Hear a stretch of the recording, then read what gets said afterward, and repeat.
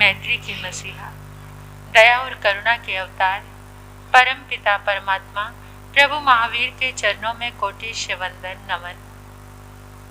आप सभी का हार्दिक अभिनंदन। आप सौभाग्यशाली हैं जो परमात्मा के दिव्य वचनों को श्रवण कर रहे हैं। एक छोटी बच्ची 9th क्लास में पढ़ने वाली अपनी माँ के पास आई और माँ को कहने लगी, माँ मुझे जैन साध्वी बनना है। माँ ने कहा, तुमने तो कभी किसी जैन साधु को देखा भी नहीं, ये बात मन में कैसे आई? बच्ची ने कहा कि मेरी मौसी की लड़की वो साध्वी बनना चाहती है, उसके साथ मुझे बहुत प्यार है। सुन लेना ध्यान से, मेरी मौसी की लड़की जैन साध्वी बनना चाहती है, मुझे उसके साथ बहुत प्यार है, तो मुझे भी साध्वी बनना है। माँ ने कहा, तुझे पता है तेरे पिता कैसे हैं? तुझे भी जान से मार देंगे और मुझे भी जान से मार देंगे, वो नहीं बनने देंगे। बच्ची का दिमाग बहुत चलता था, बहुत अच्छी मेधा, प्रज्ञा बड़ी अच्छी। उसने कहा, माँ कुछ प्लानिंग कर लेते हैं कि ऐसा एक ड्रामा हो जाए कि पिता को लगे कि बेटी मर गई है, फिर तो कुछ नहीं कहेंगे, ना तुम्हें मारेंगे और ना मुझे भी, मैं भी जैन साध्वी आराम से बन सकती हूँ। माँ ने कहा, पागल है, ऐसा कभी होता है? मैंने कहा, नहीं, ध्यान से सोच कर देखो। बच्ची ने कहा कि ध्यान से सोच कर देखो कि ऐसा हो सकता है।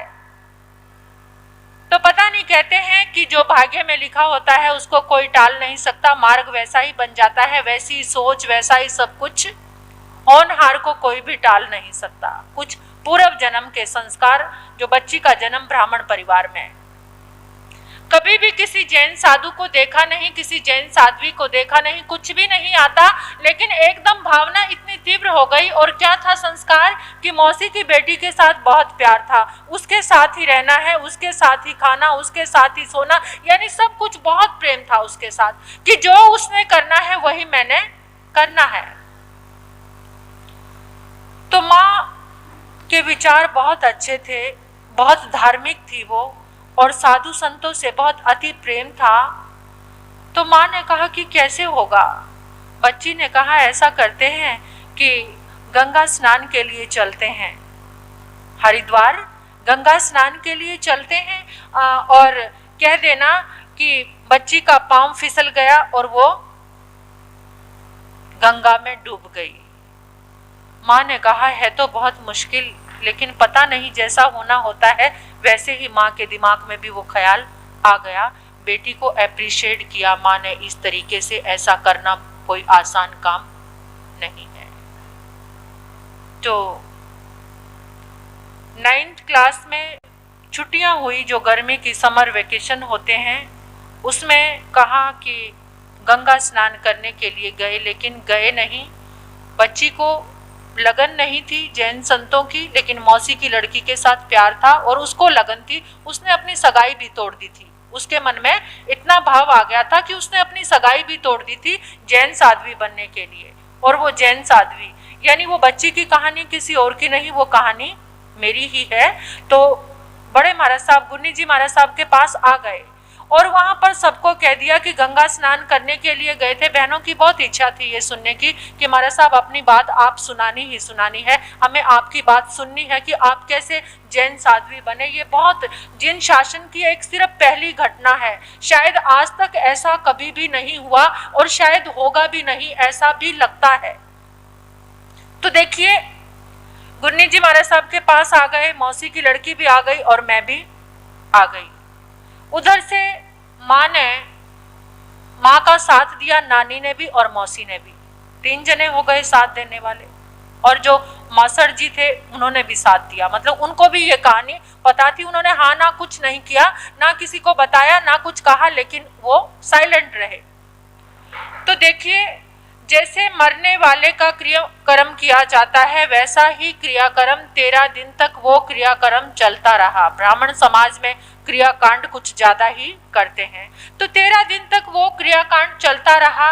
और गांव से लोग, जिस स्कूल में पढ़ती थी, गवर्नमेंट स्कूल था, स्कूल की भी छुट्टी हो गई। सब टीचर, सब लड़कियां, सब घर में आ गए कि लड़की इतनी अच्छी थी, मतलब मैं पढ़ने में बहुत अच्छी थी, पढ़ाई बहुत अच्छी, 5th क्लास में भी स्कॉलरशिप, 8th क्लास में भी स्कॉलरशिप। और आपको एक बात बताऊं, मैं जिस समय मैं 8 साल की थी, संकल्प की शक्ति यहाँ पर देखना, जिस समय मैं 8 साल की थी, उस समय एक बार अचानक मेरे मन में क्या भाव आया, 8 साल का बच्चा क्या सोच सकता है, आप देखते हो। लेकिन मैं 2 साल की थी, तब से मेरे जीवन की बातें मुझे सब याद हैं।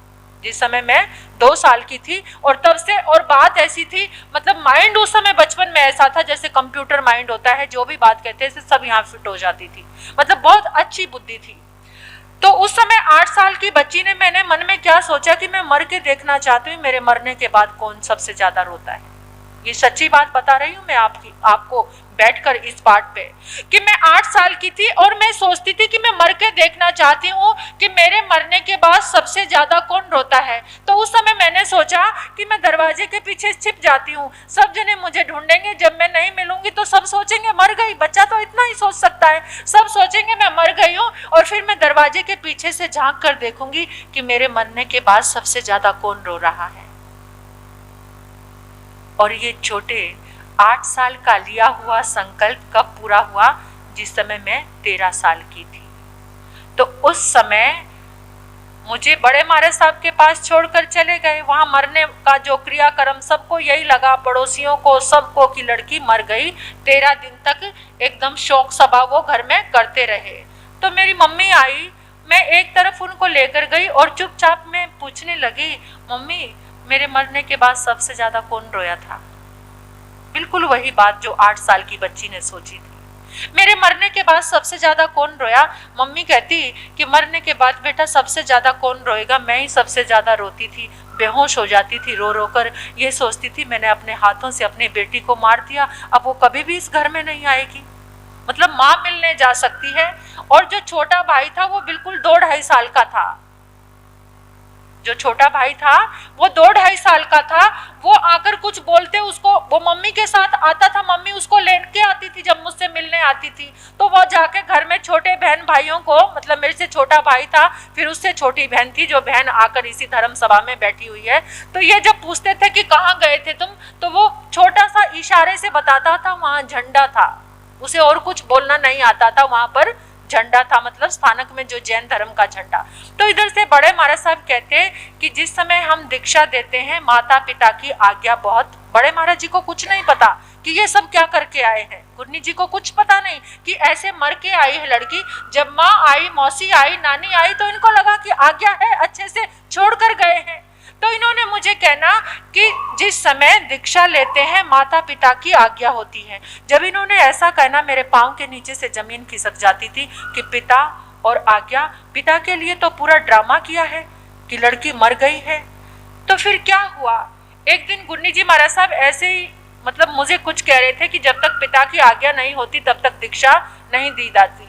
तो मैंने एकदम सोचा कि इनको सब कुछ बता देती हूँ। मैंने रोते रोते इनको सारी कहानी, कोई बात नहीं वो बच्चा है अपना काम कर रहा है, आप मेरी बात सुनो।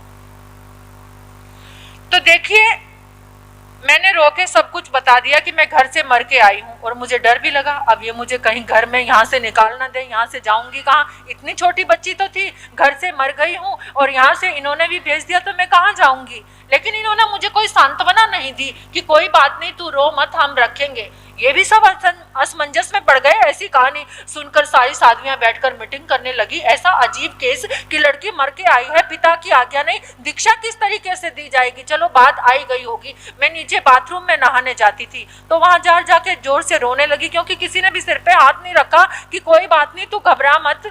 तो मैं नीचे जाके जोर जोर से रोने लगी।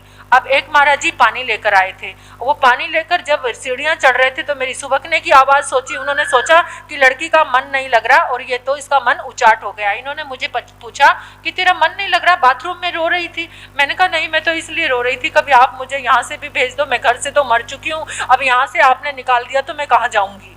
मतलब मुझे कुछ समझ नहीं आ रहा था, बस मैं रो रही थी। इन्होंने कहा नहीं कोई बात नहीं, रो मत, जो भी होगा देखा जाएगा, पहले हमारा काम है तेरे पिता से मिलाना। मैंने कहा ये तो बहुत मुश्किल काम है, पापा तो मुझे 1 मिनट भी यहाँ छोड़ेंगे नहीं और यहाँ से ले जाएंगे। बहुत कठोर थे वो, और एकदम वो कट्टर ब्राह्मण थे, मतलब वो नहीं छोड़ सकते थे मुझे यहाँ पर। तो उसके बाद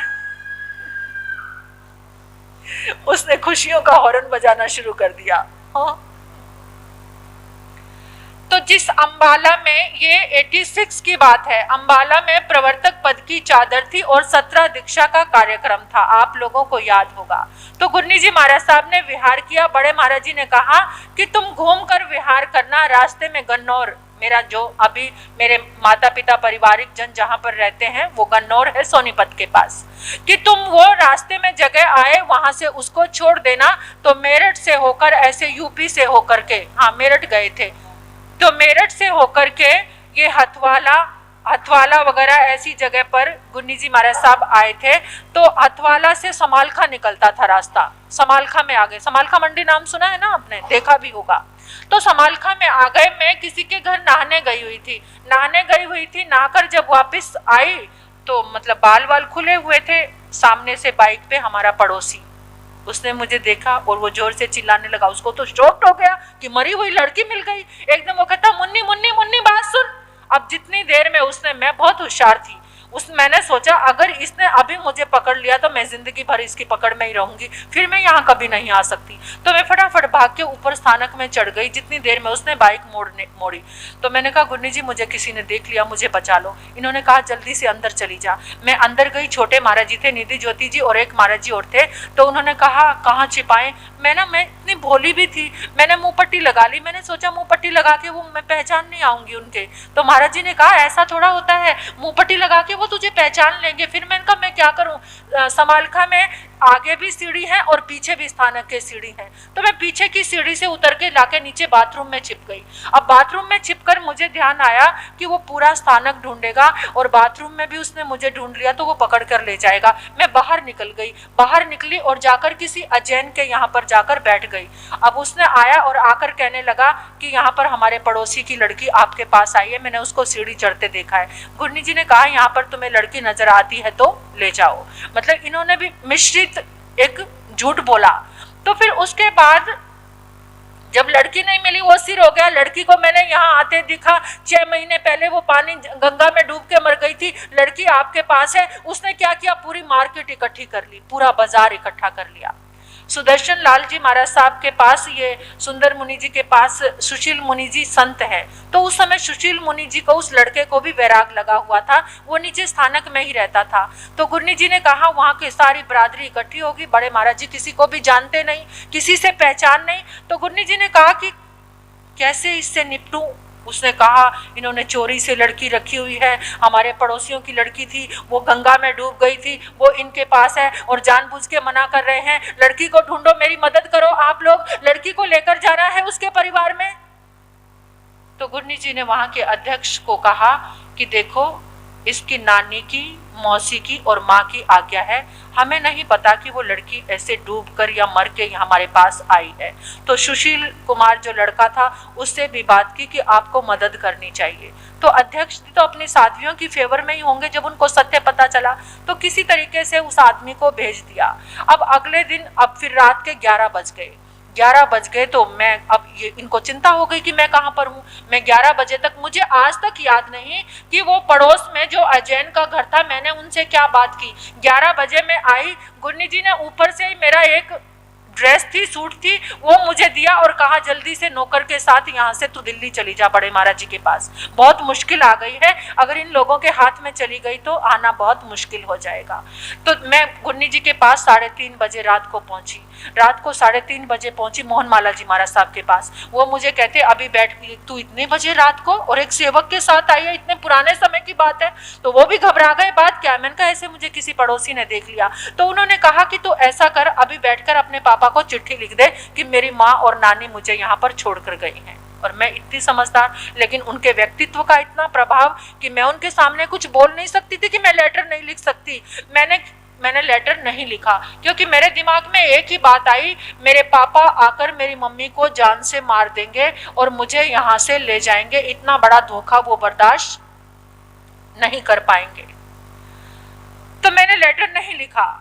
और उधर से क्या हुआ, गुरनी जी ने वहां से मतलब मेरी माँ और नानी वहां पर आई और उन्होंने कहा महाराज साहब मैंने इतनी कुर्बानी करके लड़की को दिया, आपने ये क्या किया, इस रास्ते में क्यों आ गए, कहीं और चले जाते, जो भी उन्होंने कहना था अपने मन की बात कही। इन्होंने अगले दिन वहां से विहार कर दिया। विहार किया तो वो पड़ोसी 10-10 लोगों को बाइक पे लेकर आने लगा, मेरी फोटो लेकर आता, इस लड़की तुम्हारे पास है, पीछे ही पड़ गया वो तो गुरनी जी के कि लड़की तुम्हारे पास है, लड़की हमें दो। इन्होंने 10 दिन उसको झेला और 11वें दिन कहा कि अब मैंने FRI दर्ज कराने लगी हूं, अगर कल से तुमने आकर मुझे परेशान किया तो पुलिस कार्रवाई करेगी। जब लड़की हमारे पास नहीं है तो तुम हमें परेशान क्यों कर रहे हो। जहां इनको अंबाला जाना था, दिल्ली में सुभाषवती जी महाराज साहब स्थानापति थे, गुरनी प्रवेश कुमारी जी महाराज साहब के माता जी, वो गिर गए, उनकी कुल्ले की हड्डी टूट गई। जहां इनको अंबाला जाना था तो ये वापस दिल्ली आ गए। अब ये दिल्ली आए तो बड़े महाराज जी, आजकल की सेवाएं तो थी नहीं कि फोन पे ये बात भी हो जाती वो बात भी हो जाती, वो तो बहुत पुराना समय था। तो गुरनी जी ने आकर कहा कि पुनीत, तूने, शांता कहते थे इनको, शांता तूने कैसी लड़की को रखा है, ये तो मुझे कच्ची लगती है। मैंने इसको कहा कि अपने पापा को चिट्ठी लिखी, इसने चिट्ठी नहीं लिखी। मैं शॉर्ट में सुनाऊंगी, कहानी तो बहुत लंबी चौड़ी है। तो मैंने गुरनी जी को, इनको सब बात कर सकती थी, मैंने इनसे कहा मेरे पापा आते ही मेरी मम्मी को गोली मार देंगे और मुझे यहाँ से ले जाएंगे, इसलिए मैंने लेटर नहीं लिखा, कुछ और काम करते हैं। तो मेरी माँ को बुलाया और कहा इसके पापा के पास तुम ही पहले तार भेज दो पड़ोसियों का कुछ जाने से पहले, और ऐसे कहो कि लड़की हमारी जिंदा मिल गई है। तो ऐसे कुछ कार्रवाई की, तार भेजा, पापा आए। अब गुरनी जी ने कहा कि देखो हम लोग झूठ नहीं बोलेंगे, तेरे पापा को कैसे समझाना है तू ही हैंडल करना। मैं कितनी छोटी बच्ची, लेकिन आप विश्वास करते हो, उस दिन से लेकर आज तक मुझे धर्म पर ऐसा विश्वास हुआ। मुझे नहीं पता था मैं खाना क्या खाती हूँ, कंघी कैसे करनी है और कैसे क्या करना। मेरे हर समय हाथ में माला रहती थी, मैं महासती पार्वती जी महाराज साहब की माला करती थी और यही माला करके मांगती थी कि मेरे पापा मान जाएं और मुझे यहाँ पर छोड़ जाएं। मम्मी पापा को लेकर आ गई राणा प्रताप बाग का स्थानक, आगे स्थानक, पीछे की साइड सिलाई सेंटर था। अब तो रूप चेंज हो गया, पीछे सिलाई सेंटर था। मेरे पापा आए, आकर रोने लगे मुझे देखकर। मैं तो सोच भी नहीं सकती थी कि वो रोएंगे, और मुझे सारी कहानी पूछने लगे कि किस दिन डूबी थी, क्योंकि उन्होंने जाल भी डलवाया था जाकर हरिद्वार में। जाल मतलब कोई डेड बॉडी होती तो वहां कुछ मिलता, जाल भी डलवाया उन्होंने। 3 दिन तक बेचारे वहां पर वो रहे और उन्होंने बहुत सारे उपक्रम किए, लेकिन मैं कहीं पर होती तो मिलती, जब थी नहीं तो मिलती कहाँ से। तो उन्होंने मुझे पूछने लगे कि किस दिन डूबी थी, सारी कहानी मैंने बता दिया, ऐसे डूबी। कहते फिर यहाँ पर कैसे पहुंची। मैंने कहा मैं भी कहानियां गढ़ने में बड़ी होशियार थी। तो मैंने क्या कहा, तो मैंने भी, क्योंकि कुछ प्लानिंग ऐसे ख्वाब से, अगर ये झूठ मैं नहीं बोलती, ये झूठ नहीं बोलता तो मैं पट्टे पर नहीं बैठी। कभी कभार झूठ भी इंसान के जीवन का श्रृंगार कर देता है।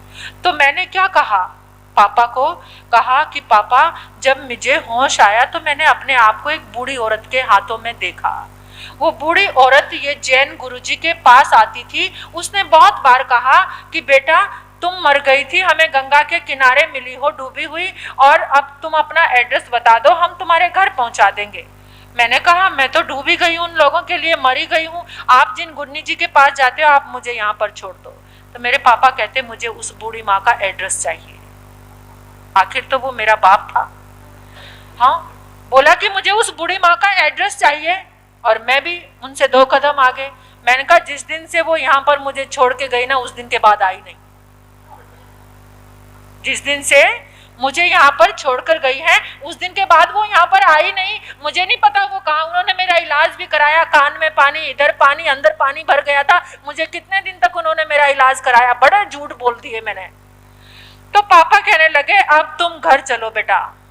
मैंने कहा पापा मुझे यहाँ पर रहते, मुझे विश्वास नहीं था कि ये सब बातचीत होगी बीच में। मुझे तो ऐसा लग रहा था कि वो मेरा हाथ पकड़ेंगे, घसीटते हुए ले जाएंगे, लेकिन ऐसा कुछ भी धर्म के प्रताप से नहीं हुआ। मैंने कहा पापा मुझे 6 महीने हो गए इधर आए हुए, और लोग क्या कहेंगे, आपका ब्राह्मण समाज आपके और बच्चों की भी शादी नहीं होंगी। सब ये कहेंगे कि लड़की 6 महीने कहाँ रह के आई है। उनको नहीं पता कि जैन धर्म इतना पावन और पवित्र है।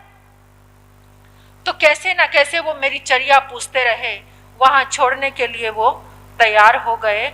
और ऐसी स्थिति हो गई थी, पता है, घर में भाई कोई स्कूटर लेकर आता था तो कहते थे लड़की को बेचकर स्कूटर ले आए, लड़की को बेचकर ये कर दिया। मतलब ऐसे लोग ताने देते थे, ऐसा समाज था वो।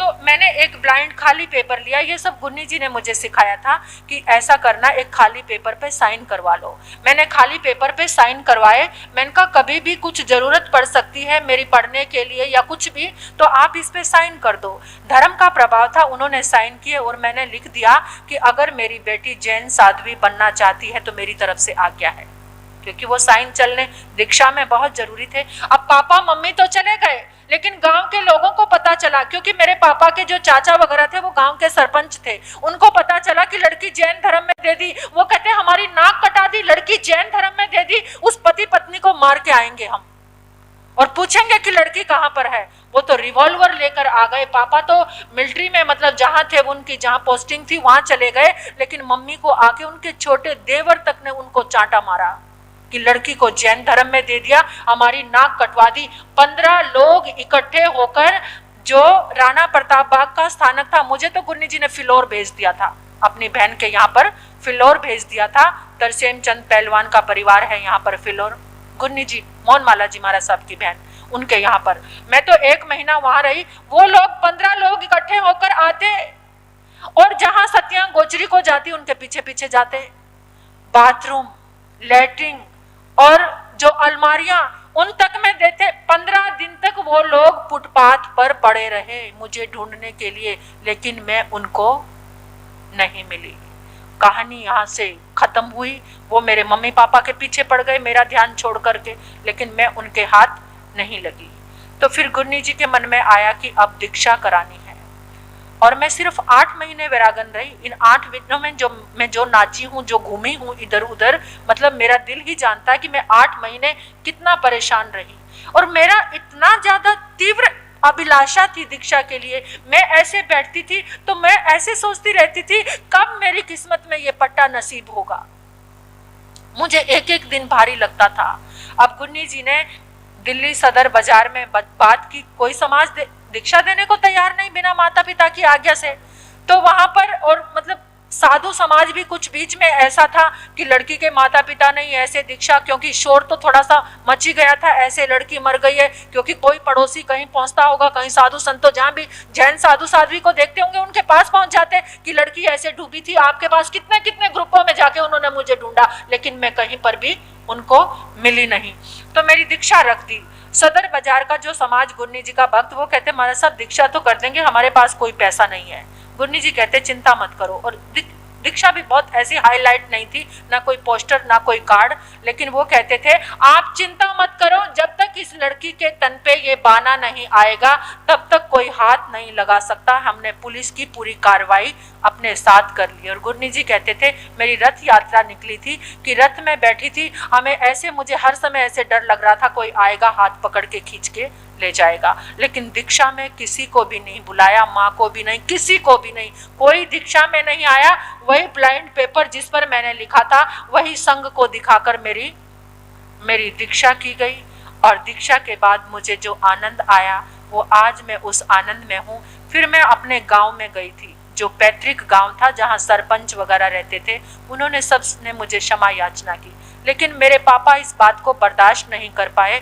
उन्होंने अपनी नौकरी आदि छोड़ दी। मुझे बहुत प्यार करते थे वो कभी मुझे मिलने नहीं आए, कभी भी मिलने नहीं आए। जब हम रास्ते में जाते थे तो मिलने आते थे और मिलकर ऐसे आंसू बहाते रहते थे, मतलब पूरी तरह से अपनी जिंदगी को जैसे बर्बाद कर देता इंसान। उन्होंने जैन धर्म को कभी स्वीकार नहीं किया, मतलब ये उनका पाप का युद्ध कह सकती हूँ मैं कि इतने अच्छे धर्म को उन्होंने स्वीकार नहीं किया। वो मोह ममता में पड़े पड़े उनकी जिंदगी मतलब खत्म हो गई, लेकिन उन्होंने कभी भी जैन धर्म को स्वीकार नहीं किया। लेकिन घर में मेरी माँ बहुत खुश होती थी, जो भी कोई साधु साध्वी बनता। अब तो पूरा घर जैन धर्म को फॉलो करता है। भाई भी, छोटी भतीजी भी बन गई, इतना प्रभाव। गौतमी महाराज जी संसारी पक्ष से मेरी भतीजी हैं, तो जिन्होंने कल बोला था वो गौतमी जी महाराज। तो अब इस तरीके से मेरी दीक्षा हुई। और कैसी लगी आपको ये दीक्षा? ऐसी दीक्षा कभी सुनी है आपने? लेकिन मुझे बहुत गर्व है, मुझे जिन शासन मिला, ये यात्रा इस जन्म की नहीं है, ये पूर्व जन्म के संस्कार हैं। पूर्व प्रश्नों के उत्तर, ये पूर्व जन्मों के संस्कार हैं। देखिए, मैंने ब्राह्मण, आप जैन होंगे, मैंने ब्राह्मण परिवार में जन्म लिया है। आपको मंदिर में जाकर घंटी बजाना अच्छा लगता होगा, आपको मंदिर में जाकर पूजा करना अच्छा लगता होगा, लेकिन मुझे ऐसा लगता है कि एक माला लोगस की कर लो, एक माला नवकार मंत्र की कर लो, तुम्हारी सब चीजें पूरी हो जाएंगी। इतना गहरा विश्वास है मुझे जिन शासन पर, जैन धर्म पर, और मैं बहुत प्रफुल्लित हूँ। हर समय ऐसे लगता है कि संसार में आग लगी हुई है और कहीं संरक्षण है तो इस जीवन में है, कहीं आनंद है तो इस जीवन में है। अब तक घर में कोई नवकार मंत्र की माला किए बिना कुछ भी नहीं करते, बहुत धर्म ध्यान करते हैं। मेरी जो संसारी बहन है वो तो 9 समायिक करती है, 11 अध्ययन उत्तराध्ययन सूत्र के पढ़ने के बाद ही पानी वगैरह लेती है, सुख विपाक ये सब चीजें पढ़ना। मतलब ऐसा विरासत में जिन शासन मिला, जिन धर्म मिला, जिन धर्म की आराधना मिली, तो मैं हमेशा ऋणी हूँ गुरनी जी महाराज साहब की, कि जिन्होंने इतनी मुश्किलों का सामना करके मुझे दीक्षा दी। कोई और होते कमजोर से तो घर में भेज देते, लेकिन इन्होंने डटकर मुकाबला किया और मेरी दीक्षा का काज रचाया। तो ऐसे दीक्षा दाता को भी, ऐसे गुरनी मैया के चरणों में मैं बहुत कृतज्ञता ज्ञापित करती हूँ। मैं तो राह का एक पत्थर थी, इन्होंने तराशा, इन्होंने शब्द दिए, आवाज दी, ये बाना दिया, बोल दिए, हर कुछ इनकी ही देन है। इनके ही कारण मैं इस पाठ पर हूँ और आज आपके समक्ष 2 अक्षर बोलने के काबिल हूँ। और फिर मैं 9th क्लास में थी, पढ़ते पढ़ते मैंने यहाँ पर पढ़ाई की, पीएचडी तक मैंने शिक्षा ग्रहण करी, जैनिज्म पे पीएचडी की। तो ये सब गुरनी जी महाराज साहब का ही आशीर्वाद है, उन्हीं की कृपा है। सबकी बहुत इच्छा थी